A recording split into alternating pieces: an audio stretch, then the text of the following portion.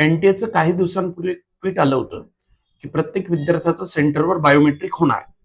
पण मग आणि त्यामुळे बरेचसे विद्यार्थी स्ट्रेसमध्ये आले की जर तिथं बायोमेट्रिक स्कॅनिंग व्यवस्थित होत नसेल कुठल्याही कारणामुळे तर मग एक्झाम द्यायला प्रॉब्लेम होईल का. तर काल एनटीएने एक खूप छान निर्णय घेतलेला आहे.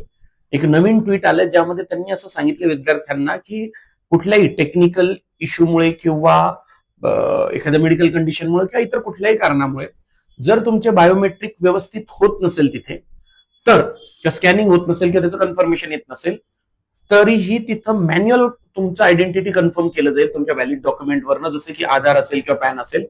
सेकंड, तिथे एक अंडरटेकिंग फॉर्म असेल प्रत्येक सेंटरवर, तो तुमच्याकडनं भरून घेतला जाईल आणि तुम्हाला एक्झाम देण्यासाठी अलो केलं जाईल. म्हणजे इन शॉर्ट, जरी बायोमेट्रिक कन्फर्मेशन झालं नाही सेंटरवर कुठल्याही कारणाने तरी तुम्ही एक्झाम देऊ शकणार आहात.